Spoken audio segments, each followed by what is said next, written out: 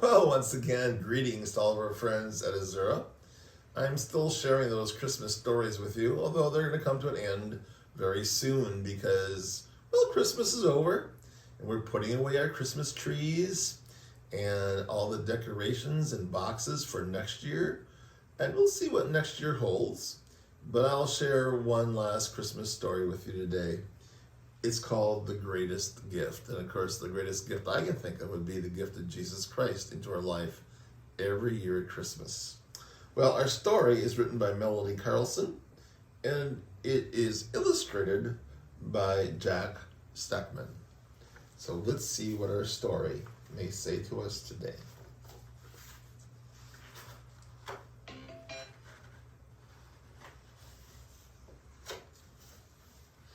So right away, we have a picture of angels. Can you see all the angels? Whole page full. One sitting here kind of contemplative and kind of quiet. All of heaven rumbled with excitement. The very air seemed charged with energy and joy. The big event was coming soon, and there was so much to be done. Some angels polished their wings until they glistened and shone. Some turned their instruments to play notes that had never been heard before. Others practiced new songs, all to proclaim the big event. Little Grace, the smallest of the angels, sat with her wings folded and looked upon her activities with dismay. "I don't see why he has to go down there," she whispered to her angel friend Joy. "Oh, Grace," explained Joy, "it's all part of God's plan.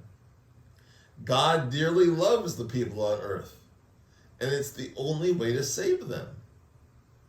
"But why? Why must he send Jesus? I love Jesus so much and I'll miss him greatly." "I know. All of us will miss him. Jesus must deliver, though, a special message from God. It will be a very happy day indeed."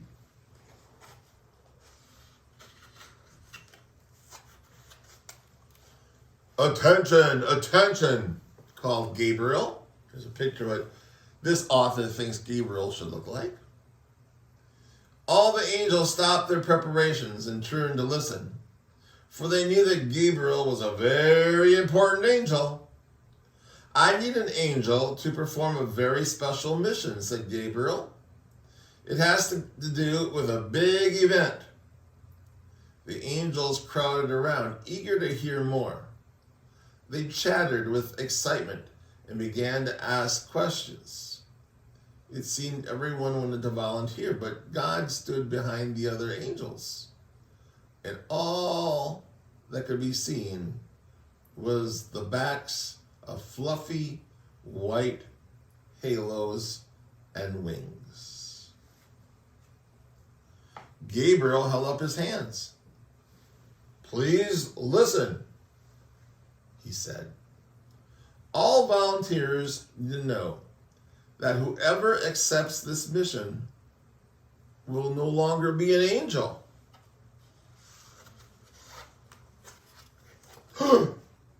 Gasps of surprise were heard throughout heaven. The angels' eyes grew wide as they stared at Gabriel in wonder. "What do you mean they're not going to be an angel? How could that be true? What's happening? No longer an angel?" asked Joy in a trembling voice from the back row. "That's right," said Gabriel. "All I know is that there will be a star. This is a very important star. Not an ordinary star. God wants this star to light the way for Jesus' entrance to earth. And this star will be the very first from heaven to greet Jesus. Now, we need an angel to volunteer to become that star. Any volunteers?" For a brief moment, heaven grew very still. Not a single angel spoke. No one volunteered. Grace thought about Jesus going to earth all by himself, and a tear slid down her cheek, and she brushed it off. and shyly stepped forward. "I'll do it. I'll go," said Grace in a quiet voice. She was unable to look up into the mighty Gabriel's eyes.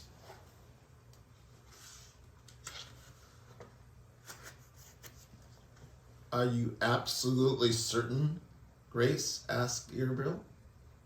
She looked up at him and nodded. "Yes, I would like to be the star for Jesus." "It won't be easy," said Gabriel. "Do you fully understand what I said about not being an angel anymore?" Grace nodded again and swallowed hard.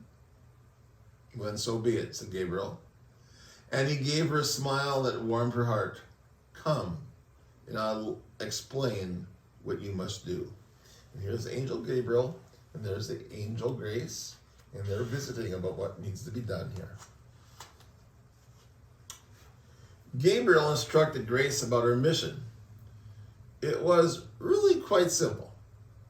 She was to fly down to a village called Bethlehem and position herself above an inn on the outskirts of town. Gabriel told her that when the time came, she would know what to do.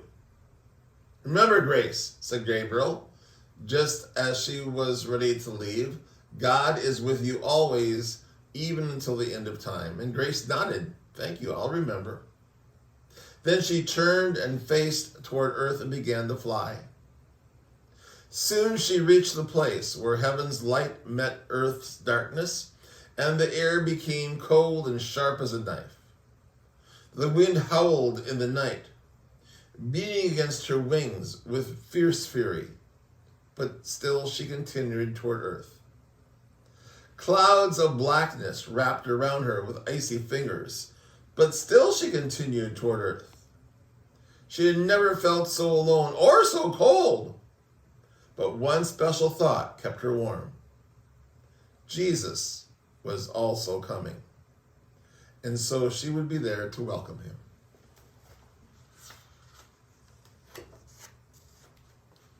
Finally, she spotted the town called Bethlehem, and just as Gabriel had described, there was an inn right at the edge of town. Grace sighed as she settled into place directly above the inn. But as the sun fully lit the sky, she saw how tattered her wings had become.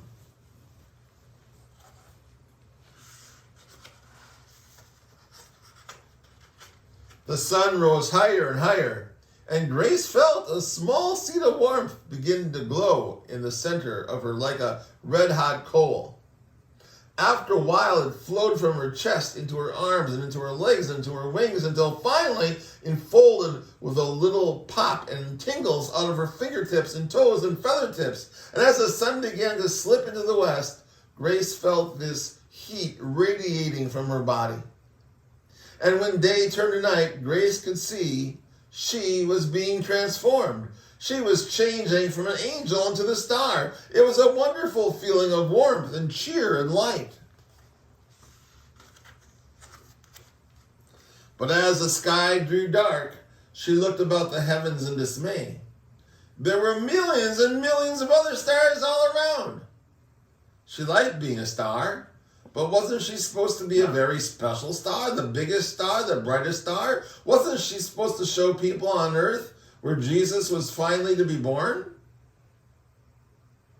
Thoughts of the sun's upcoming arrival kindled an even greater warmth. Then suddenly she began to glow more brightly than ever.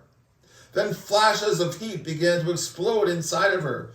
Before long, she'd become the biggest, the brightest star in the entire sky. The biggest and the brightest star ever. And here's a picture of her still looking like an angel, but shining so bright.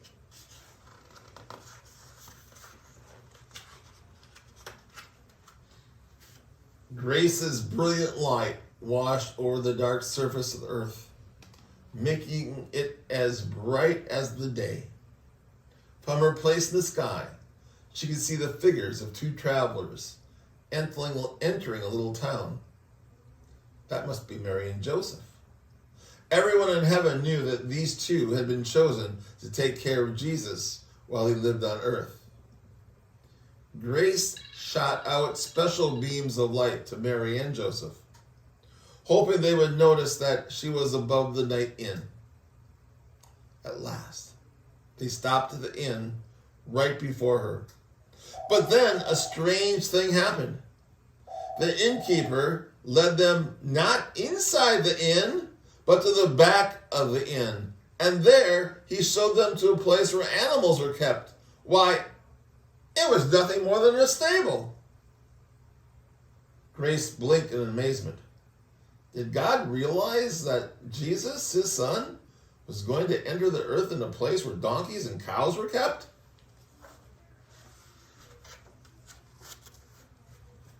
Grace knew the big moment was coming. Jesus would be here soon. And she waited, shining brightly in the darkness. And then finally, in the middle of the night, the sound of a crying baby drifted upward like sweet music.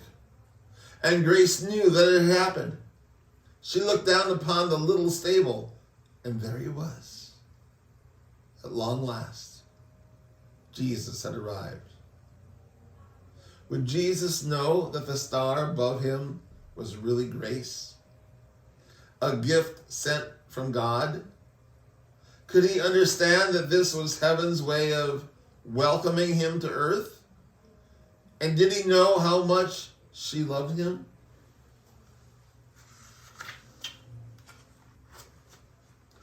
Grace twinkled and sparkled as if to say, "Hello down there. Here's Grace up here." Then she heard the familiar sounds of joyful angels singing and loud shouts of glory. On the hillside, she saw all the angels of heaven gathered in one huge celebration. The big event was happening all over now. She watched in delight as her friends announced the birth of the Son of God.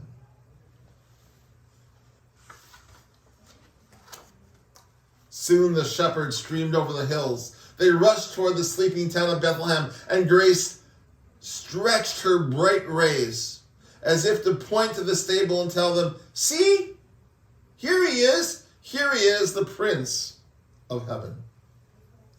She watched happily as one by one the shepherds fell to their knees and worshiped Jesus.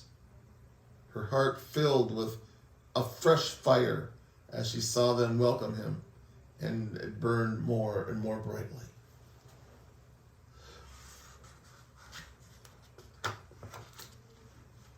Here come the wise men. Look, there they are. There's the star, which is really Grace. For the next few days, Grace stayed in the sky above the stable. And there she is.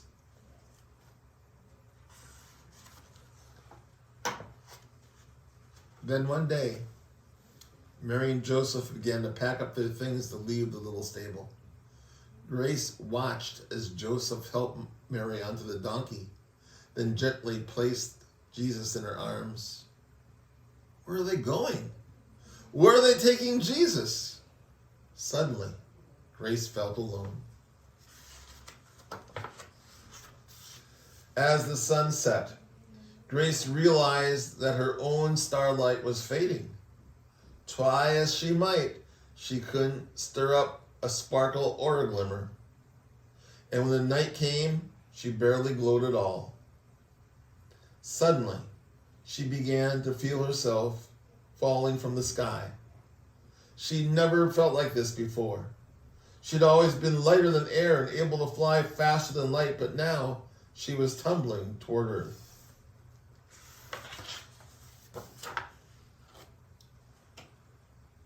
God is with me, God is with me, God is with me, even to the end of time, she told herself as she hurled toward the ground.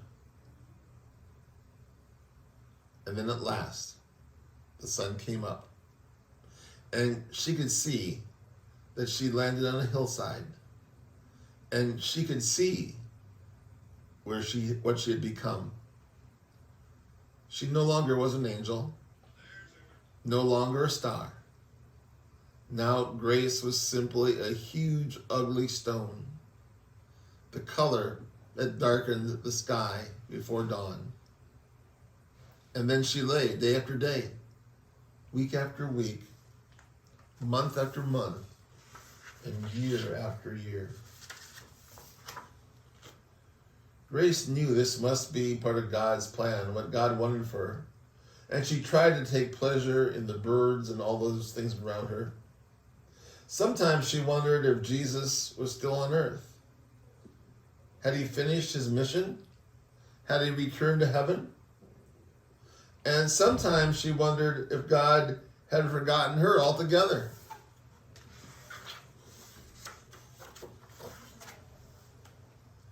One spring evening, just before the sun went down, Grace heard strange voices. They sounded very sad. They could be wrong. What could be wrong? Why were they crying? As they came closer, she could see they were carrying a man, and she watched as they laid the man in a cave next to her. Then, to her surprise, they rolled her over to block the entrance. And then they left. She gazed at the person in the cave, and suddenly she knew. It was Jesus lying there. And Jesus was just being there. But how could this all be? Why would God allow this? In silent grief, she watched over him. A deep pain felt as though it would split her cold stone body into many parts, many pieces. But for Jesus' sake, she would hold on. She would watch. She would keep watch over him forever. Strange men stood outside the cave. She did not know why. She did not even care. All she cared about was Jesus.